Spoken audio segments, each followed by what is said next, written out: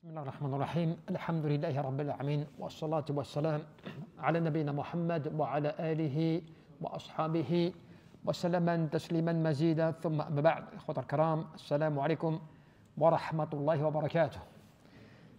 Inch'Allah, nous allons aborder aujourd'hui une réflexion et cela sur quelques paroles de l'ulama. Alhamdulillah, certains des érudits ont soulevé un point important pour chaque adorateur. Et ils disent Al-waswas yu'rabu li kulli man tawajjaha ila Allah subhanahu wa ta'ala bidhikri aw ghayrihi min a'mali al-ibadah. Le fait qu'il y ait des ambiguïtés, des doutes, donc des insufflations de shaitan qui viennent donc à la personne, eh bien cela est inévitable pour toute personne qui s'oriente vers Allah subhanahu wa ta'ala par le rappel d'Allah ou bien toute autre chose qu'il fait parmi les œuvres d'adoration, il sera soumis obligatoirement à des insufflations comme cela de shaitan, des doutes, des ambiguïtés qui vont venir le perturber. Et il dit wala budda lahu min dhalik, cela est inévitable, personne ne peut échapper à cela. Il y a des gens qui pensent que plus tu es pieux et plus tu es quelque part comme protégé complètement des attaques comme cela. Alors qu'au contraire, puisque le rôle de shaitan, c'est de te perturber dans ton adoration.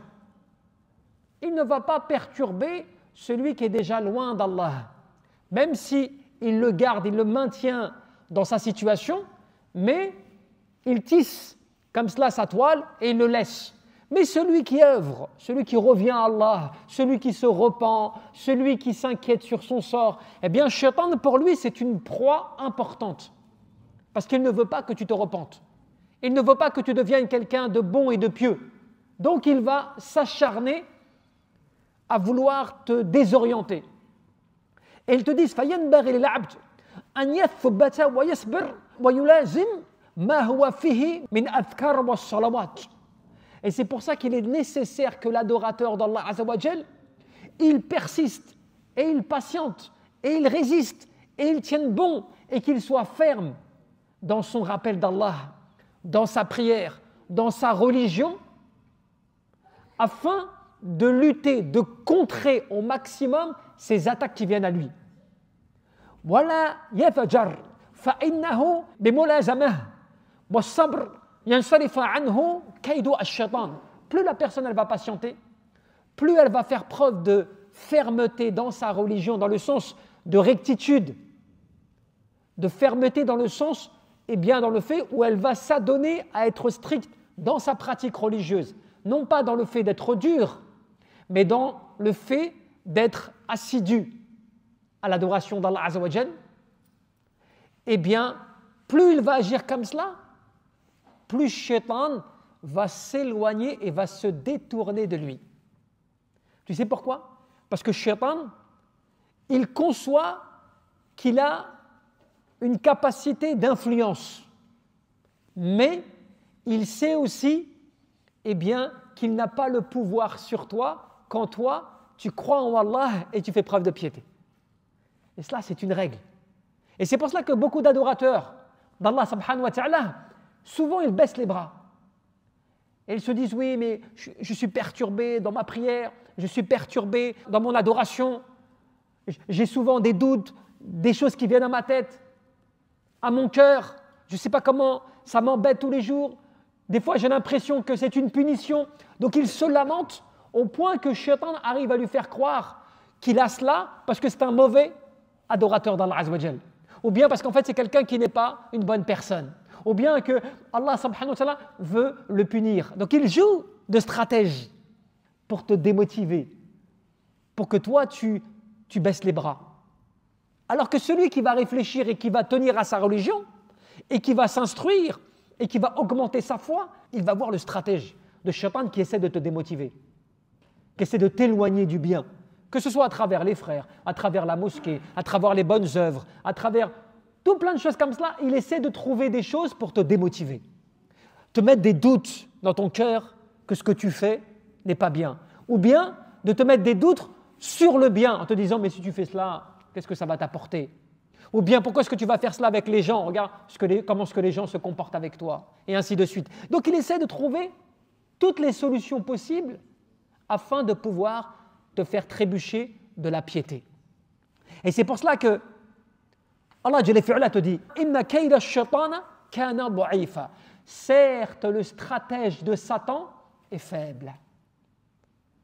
Quand tu vois que le créateur des cieux et de la terre, celui qui a tout créé, il te dit que le stratège de Shaitan, da'ifa, il est faible, c'est qu'il y a forcément une raison et une explication.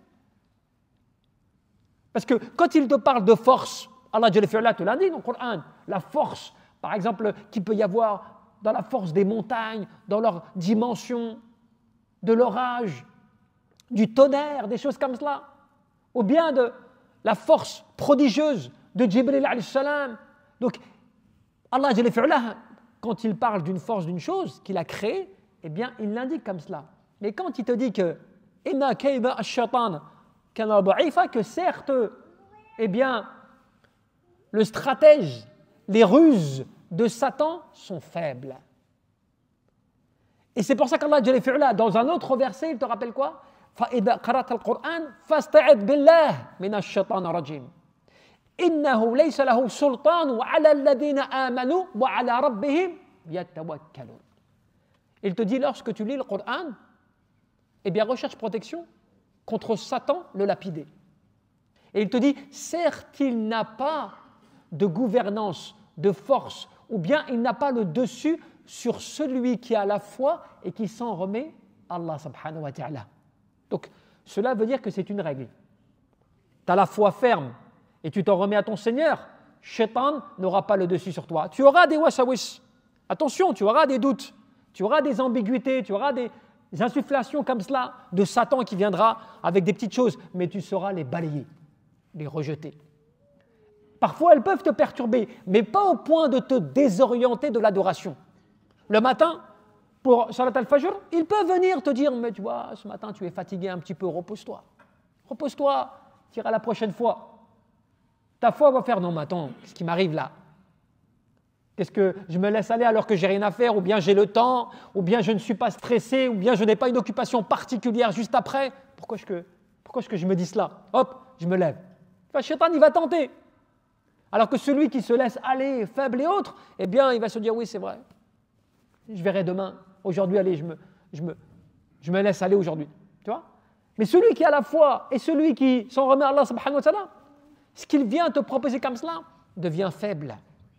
Et c'est pour cela qu'Allah Jalla fi'ala te dit juste, même après cela, إِنَّهُ لَيْسَ لَهُ سُلْطَانٌ عَلَى الَّذِينَ آمَنُوا وَعَلَى رَبِّهِمْ يَتَوَكَّلُونَ إِنَّمَا سُلْطَانُهُ عَلَى الَّذِينَ يَتَوَلَّوْنَهُ وَالَّذِينَ هُمْ بِهِ مُشْرِكُونَ. Après t'avoir dit qu'il n'a pas de force et de dessus et de gouvernance sur celui qui a la foi et qui s'en remet à Allah subhanahu wa ta'ala, il te dit, mais par contre, il a le dessus sur ceux qui le prennent comme allié. Sur qui, eh bien, il se laisse aller par Satan et qui associe à Allah subhanahu wa ta'ala d'autres divinités. Donc cela veut dire quoi? Dès que tu commences à te laisser aller à la négligence, que tu commences à obéir aux insufflations comme cela de Satan et aux mauvaises choses, eh bien, tu commences à prendre Satan comme allié. Puisque tu lui obéis dans ce qui est mauvais. Pourquoi est-ce que les ulama te disent Al-iman yazid bit-ta'a, yani bi-ta'ati ar-Rahman, wa yanqus bi-ta'ati ash-shaytan. La foi, elle augmente dans l'obéissance à Allah subhanahu wa ta'ala. Et elle diminue à l'obéissance à Satan. Donc cela veut dire comment est-ce que tu obéis? Parce qu'il y a des gens qui disent non mais je n'obéis pas à Shaitan moi, je ne suis pas quelqu'un de mauvais. Mais tu obéis comment à Shaitan? Quand tu commences à te laisser aller dans ta religion, négligence, tu commences à délaisser des choses importantes, tu commences à mettre en priorité des choses qui n'ont pas de bénéfice pour toi, dans l'au-delà des choses comme cela, tu commences à t'éloigner du bien, eh bien tu obéis à Shaitan d'une certaine manière indirectement parce qu'il t'appelle à mettre en second plan l'adoration d'Allah subhanahu wa ta'ala. Et c'est pour cela que al-mu'min as-sadiq, le croyant sincère, ya'lamu anna kulla waswas ya'ti fi sabil al-ibadah هو فتنة لابد من مواجهتها بالصبر والثبات. L'adorateur qui est sincère, eh bien ce dernier, il doit savoir, et il doit être certain que toutes les ambiguïtés et que toutes les insufflations, comme cela, vont se présenter à lui à partir du moment où il adopte, où il prend la voie de l'adoration. Dès qu'il commence à adopter un comportement de dévotion et d'adoration, eh bien il faut que tu t'attendes que tu vas rencontrer des obstacles. Que Shaitan va essayer, je dis bien qu'il va essayer eh bien, de te mettre des blocages, tu vois, de te bloquer dans ton adoration, d'essayer de te perturber. Mais cela, c'est une épreuve. Allah Jalla fi'ala, il t'éprouve. Parce qu'il veut tester aussi même ta résistance. Même ta résistance, il veut la tester. Et voir comment est-ce que toi, tu vas te comporter. Est-ce que tu vas faire preuve de patience, faire preuve de résistance, faire preuve de rectitude dans ton obéissance à Allah subhanahu wa ta'ala. Regarde même les prophètes, al-anbiya wal-rusul, qui sont des exemples et des modèles. Allah Jalla fi'ala a testé leur prophétie, si je puis dire. Il les a envoyés comme prophètes, comme envoyés. Ils avaient un rôle extrêmement important. Ils le savaient puisqu'ils avaient la révélation. Pourtant, Allah Jalla fi'ala leur a mis des ennemis, leur a mis des gens qui étaient des shayatin min al-ins, des satans parmi les gens, qui venaient uniquement pour leur bloquer l'adoration d'Allah, leur bloquer eh bien, tout ce qui pouvait être négatif. En fait, leur bloquer tout ce qui pouvait être un bien pour eux afin de s'adonner à des choses mauvaises. Ils essayaient de les perturber dans l'adoration d'Allah Azza wa Jal. Et c'est pour cela que as-sabr wa mulamazatuhu fi ad-dhikr was-salah huma aqwa ada'i litaghallubi ala waswas ash-shaytan wa tahsin al-qalb. Et c'est pour cela qu'on te dit que la patience et le fait de faire preuve eh bien, de rectitude et de persévérance dans ton adoration, et notamment dans le rappel d'Allah, dans tes prières, dans ton adoration d'Allah Azza wa Jal, eh bien cela est le moyen le plus fort, d'accord, qui te permet de lutter et de contrer les insufflations de Satan. Et en plus de cela, cela va t'apporter automatiquement un avantage extraordinaire sur Satan. Eh bien cela va te protéger ta foi et va renforcer ton cœur à l'adoration d'Allah subhanahu wa ta'ala. Il n'y a pas de hasard, tu vois. C'est pour ça qu'Allah Jalla fi'ala nous mentionne innahu laysa lahu sultanu 'ala alladhina amanu wa 'ala rabbihim yatawakkalun. Il n'aura pas le dessus sur ceux qui ont la foi et qui s'en remettent à Allah subhanahu wa ta'ala. Il n'aura pas le dessus sur eux. Allah, il fait en sorte de préserver celui qui croit en lui. Et il le préserve, et en plus de le préserver, il le protège. Donc, quand tu vois cela, eh bien, ça te remet en cause sur ton adoration, sur ce que tu négliges. Surtout, il est important, quand toi, imaginons-les, parce que cela concerne tout le monde, hein, les jeunes, les moins jeunes et les plus vieux. Toute personne est soumise à cela. Mais encore plus, je dirais, les jeunes, parce que les jeunes, forcément, des fois, ils n'arrivent pas à faire la part des choses. Pour eux, ils sont perturbés, ils ont des fois des ambiguïtés comme cela qui viennent à eux, des doutes, et puis Satan, en plus, il joue en conséquence de ce que la personne peut comprendre. C'est pour ça que souvent, tu vois des jeunes, beaucoup de jeunes qui te disent « je ne sais pas pourquoi, j'ai des mauvaises pensées sur Allah, sur la prière, ou bien des fois, je suis dans ma prière et j'ai des pensées graves qui me montent à la tête, je me demande comment c'est possible, au point que certains te disent « je dois être hypocrite, c'est pas possible ». Ou bien Allah subhanahu wa ta'ala essaie de me faire comprendre que je suis quelqu'un de mauvais, je dois avoir un problème. Donc il joue avec les personnes qui ne sauront pas comment réagir à cela. Alors que souvent tu verras que des gens qui ont une certaine foi ou qui sont avancés dans l'âge avec une expérience, il ne va pas jouer sur les mêmes termes. Il ne va pas te faire venir dans ta tête des paroles bizarres dans ta prière. Ou bien te perturber comme cela dans ta prière en te demandant « mais qui est Allah ? Est-ce que vraiment tu crois en Allah ?» Parce qu'il sait que toi déjà tu as passé un cap. Tu as un certain niveau déjà. Donc il ne va pas jouer avec cela avec toi. Par contre, il va être plus subtil. Il va être plus subtil avec toi. Et plus tu montes en niveau, plus il va être malicieux. C'est pour ça que même les savants, il va jouer avec eux. Sur l'orgueil, l'ostentation, sur le fait de savoir est-ce que tu as parlé pour Allah ou pour les gens? Est-ce que tu as fait ceci ou cela pour te montrer ou bien est-ce que vraiment c'était pour Allah? Il va aller très loin dans la subtilité comme cela. Regarde même l'imam Ahmed, parmi les grands savants et imams de l'islam. Tu imagines que lui-même, qui était arrivé à l'apogée de sa connaissance, il était moribond sur son lit de mort. Et son fils essayait de lui faire attester al-shahada avant qu'il meure, parce qu'il était dans un état extrêmement faible, il perdait souvent connaissance, et bien lui disait « La mazala, pas encore, pas encore ». Son fils s'inquiétait quand il lui répondait cela, alors que lui disait « Shahad, atteste ». Oh mon père, atteste la shahada, juste, que ce soit tes derniers mots. Et lui perdait connaissance et il se réveillait parfois, il disait « La mazala, pas encore, pas encore ». Il s'inquiétait, il disait « Qu'est-ce qui arrive à mon père? Pourquoi est-ce qu'il me dit cela ?» Jusqu'à un moment où, quand il a bien pris connaissance, il a expliqué à son fils que Shaitan était devant lui, qu'il était en train de lui faire des éloges, en lui disant « Ya Ahmed, tu m'as échappé ». L'air de dire « Je n'ai pas pu t'égarer dans ce bas monde » ou bien « Tu as passé ta vie dans la connaissance et la science, j'ai pas pu t'égarer ». Et lui disait « Non, pas encore ». Pas encore quoi? C'est-à-dire que non, je ne me suis pas encore libéré de toi. Tant que Allah subhanahu wa ta'ala ne m'aura pas pris mon âme. Parce que jusqu'à la dernière minute, dernière seconde, eh bien, il savait que Satan pouvait le faire partir de ce bas monde avec une certaine, fierté de lui-même. Ou bien de reconnaître qu'il aurait, quelque chose comme cela au-dessus des gens par sa connaissance ou autre. Et donc lui voulait balayer cela, ne voulait pas avoir cela dans son cœur. Donc il luttait même jusqu'à son lit de mort, subhanallah, contre Satan. Donc c'est pour dire que chacun est exposé au niveau de sa connaissance de sa sorte. Donc cela nous apprend quoi?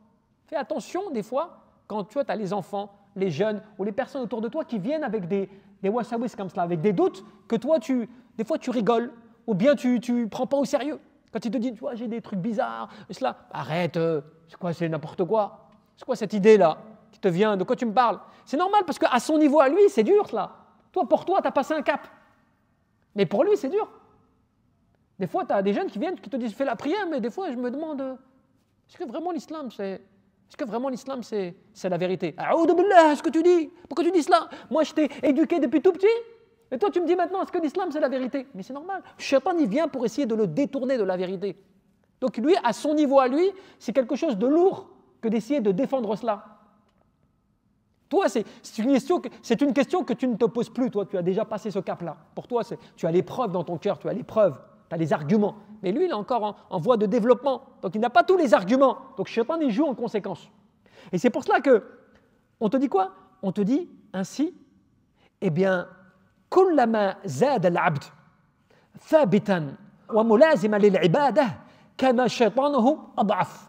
Plus l'adorateur d'Allah subhanahu wa ta'ala va augmenter son adoration, plus il va augmenter sa dévotion, plus la faiblesse de Satan va se manifester. Plus Shaitan va devenir faible à son égard. Plus toi tu augmentes en foi, plus Shaitan devient faible. Plus toi tu diminues en foi, plus Shaitan prend de la force sur toi. Et ويقوي توكله على الله سبحانه وتعالى واعتصامه به في كل شؤون حياته. Et plus en fait il va tenir bon et il va augmenter sa foi, plus Allah subhanahu wa ta'ala va lui donner de la force et de la piété, et plus Allah subhanahu wa ta'ala va lui donner de la force à s'en remettre à Allah et à le préserver, à le protéger dans sa vie. Cela, c'est une grande récompense de la part d'Allah subhanahu wa ta'ala pour ceux qui font preuve de piété. Pourquoi est-ce que Allah subhanahu wa ta'ala dans le Coran « Inna Allaha ma'al ladina taqaw wal ladina hum muhsinun » Allah il est avec ceux qui font preuve de piété et avec ceux qui font preuve de bienfaisance. Allah, il est avec eux. Ce n'est pas pour rien. C'est pour dire que plus tu fais preuve de piété, plus tu es proche d'Allah. Plus tu es proche d'Allah, eh bien plus Shaitan s'éloigne de toi. Pourquoi? Parce que Shaitan, il commence à avoir peur de toi. Tu me diras, mais comment c'est possible? Regarde, même un être humain, il peut faire peur à une créature qu'il ne voit pas. C'est-à-dire qu'en fait, que Shaitan, qui n'est pas vu par l'être humain, peut avoir peur d'un être humain qui ne le voit pas. Un exemple, Omar ibn Khattab, Le prophète Mohammed disait « Fawallahi, par Allah, je vois Shaitan qui change de trottoir lorsque Omar marche sur ce même trottoir. Par Allah, je vois Satan qui change de trottoir lorsqu'il voit Omar marcher sur le même trottoir. » Tu pourrais te dire, subhanallah, parce que la réflexion, c'est de te dire comment Shaitan il peut avoir peur d'un homme qui ne le voit pas, en fait. Lui, il voit Omar, mais Omar ne le voit pas. Et pourtant, il a peur de Omar. Et il s'éloigne. Parce que sa foi et sa piété, at-taqwa wal-iman, eh bien, est tellement forte, eh bien, que cela fait comme une sorte de force, de rayon autour de la personne qui effraie les mauvaises âmes, les mauvaises ondes. Tu vois, tout ce qui était négatif comme cela, eh bien, tu vois, il a peur, non pas de l'espèce humaine en soi, mais de ce qu'elle représente pour Allah. Parce que lorsque la personne devient un wali, un pieux, un rapproché d'Allah Azza wa Jal, eh bien, c'est comme si quelque part il avait une citadelle, tu vois, une force des anges qui étaient présents et qui effrayaient, eh bien, ceux qui pouvaient le rapprocher. Donc, tu imagines, Omar, il marche comme cela, il ne voit même pas ce qu'il y a en face de lui, et Shaitan, il change de trottoir, par peur de Omar. Subhanallah. Donc c'est pour dire que plus tu augmentes en piété, en foi, plus Shaitan s'éloigne et a peur de toi. Et aussi, c'est pour cela que on te dit التوفيق من الله سبحانه وتعالى هو عطاء رباني ومن أعطي التوفيق فقد أعطي خيرا كثيرا. C'est pour ça que lorsque Allah te donne la réussite comme cela, eh bien on te dit que celui qui obtient la réussite, التوفيق كذلك, qui veut dire le fait que Allah il te donne eh bien la droiture, la guidance, la piété, la force, eh bien il n'y aura rien de meilleur en bien qui ne te soit donné si ce n'est qu'il te donne cela, التوفيق, cette réussite spirituelle qui est au-delà de toute autre réussite, matérielle, financière, notoriété, tout ce que tu veux, il n'y a rien qui ne soit meilleur et plus grand que la réussite de la guidance et du fait d'être renforcé par Allah subhanahu wa ta'ala. Et en plus, Allah il te préserve dans ce bas monde et dans l'au-delà. Allah subhanahu wa ta'ala بأن يثبت ويتوكل عليه فلا خوف عليهم ولا هم يحزنون. Lorsque la personne elle craint Allah, qu'elle est proche d'Allah subhanahu wa ta'ala, qu'elle est ferme dans sa religion, eh bien sache que cette personne-là n'aura plus rien à craindre. Au point que Allah subhanahu wa ta'ala, dans le Coran, il a utilisé un terme en parlant d'eux. Qu'est-ce qu'il dit d'eux? Il dit la khawfun alayhim wa lahum yahzanun. Ils n'auront aucune crainte à avoir. La crainte de quoi? De se présenter devant Allah. Et ils ne seront point attristés. Quelle tristesse d'avoir quitté ce bas monde et d'avoir délaissé tout ce qu'ils avaient de ce bas monde pour rencontrer Allah. Parce que ce qu'ils vont rencontrer sera bien meilleur et bien plus grand. Et Allah, dans le Coran, souvent, il cite eh bien, cette formulation. La khawfun alayhim wa lahum yahzanun. La crainte, c'est de devoir se présenter devant Allah. Et la tristesse, c'est le fait d'avoir délaissé ou d'avoir quitté ce bas monde. Pourquoi la tristesse? Parce qu'en fait, tu vois que ceux qui n'ont pas cru et ceux qui sont partis dans ce bas monde en préférant ce bas monde par rapport à l'au-delà, eh bien, ils vont être tristes d'avoir quitté ce bas monde, d'avoir tout délaissé. Parce qu'en fait, tout ce qu'ils pouvaient faire de bien, ils ne pourront plus le faire. Et tout ce qu'ils ont manqué, ils ne pourront plus le rattraper. Donc, ils sont tristes de cela. Ils sont dans la lamentation à cause de cela. C'est pour ça que Allah te rappelle qu'il dira à l'adorateur, Rabbi irji'un la'alli a'malu salihan fima tarakt. Oh Allah, permets-moi de revenir dans ce bas monde afin que je puisse faire ce que j'ai délaissé. Le regret. Tu vois. Et Allah dit alladhina amanu wa tatma'innu qulubuhum bi dhikrillah. Alla bi dhikrillah tatma'innu al-qulub. Alladhina amanu wa 'amilu salihat tuba lahum wa husna ma'ab. Certes, ceux qui ont la foi, Allah apaise leur cœur. N'est-ce pas dans le rappel d'Allah que les cœurs s'apaisent? Et Allah te dit, certes ceux qui ont la foi et qui font des bonnes œuvres, eh bien pour eux, la bonne nouvelle, Touba lahum. Cette bonne nouvelle qui veut dire que c'est la réussite, le gain total et complet dans l'au-delà. Et un énorme retour en termes de récompense auprès d'Allah subhanahu wa ta'ala. C'est pour ça que le prophète te mentionnait des références comme cela, de récompense, de grand bonheur pour l'adorateur d'Allah, de vraiment tout cela. Pourquoi? Pour que tu sois encouragé à ne pas négliger cela. C'est pour cela qu'on te dit voilà tabajar wa in ja'aka waswasa shaitan. Ne te laisse pas aller. Ne te laisse pas aller lorsque vient à toi les ambiguïtés de Satan. Ne sois pas faible par rapport à cela.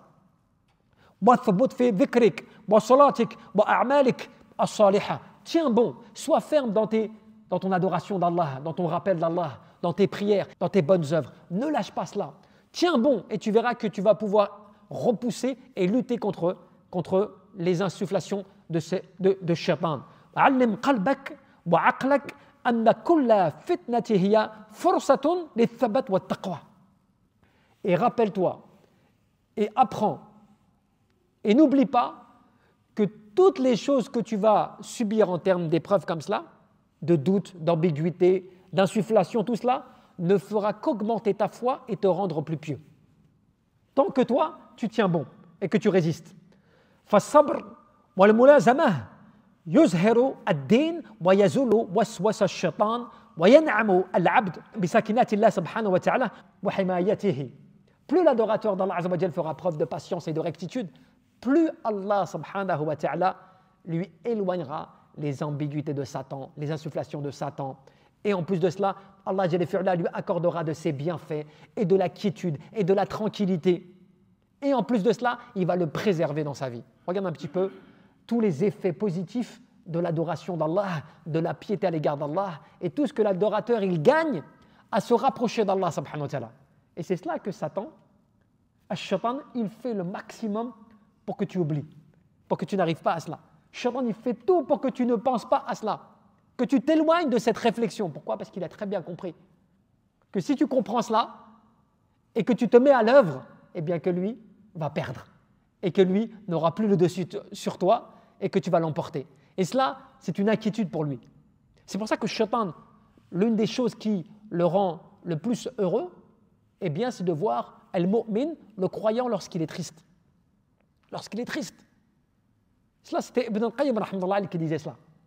Shaitan, il est heureux quand il voit l'adorateur d'Allah qui est triste. Pourquoi cela ? Parce qu'il sait que la tristesse, eh bien, c'est un blocage dans l'adoration. Tu as bien vu celui qui est triste ? Et bien souvent, quand il est triste, il n'a pas le moral. Et quand il n'a pas le moral, il n'a pas la force de faire les choses. Il n'est pas motivé. On ne parle pas de la tristesse naturelle, celle quand tu peux être triste par rapport à un événement, par rapport à une personne, des choses comme cela. Mais tu ne perds pas, tu vois, la remise, confiant en Allah subhanahu wa ta'ala. Là, on parle de la tristesse qui t'affaiblit. Tu sais, les gens qui sont tristes, et à cause de la tristesse, ils ne font plus rien. Tu as des gens, à cause de la tristesse, ils ne sortent plus de chez eux, ils prient moins, ils n'invoquent pas beaucoup, ils ne lisent pas le Coran, des choses comme cela, à cause de la tristesse. Donc, ils perdent la conviction, tu vois, ils perdent la force de l'adoration d'Allah Azza wa Jal. Donc Shaitan, quand il voit que l'adorateur il est comme cela, eh ben, il est content. Il est content. C'est pour ça que le prophète Mohammed nous apprenait une invocation. Allahumma inni a'udhu bika min al-hammi wal hazan.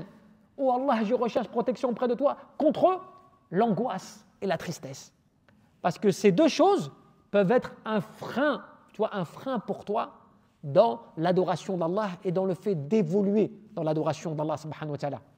Et cela, c'est parmi les wasawis aussi, tu vois, parmi les ambiguïtés que Shaitan y met dans ton cœur, à te rappeler, tu vois, les mauvaises choses, le passif, le passé, des choses que tu ne pourras jamais changer, hein.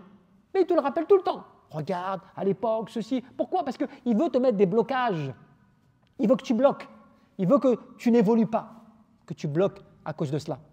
Il y a des gens, des fois, qui sont mariés comme cela, et puis ils bloquent. Ils bloquent sur des trucs. Il y a une personne qui divorce pour X ou X raison.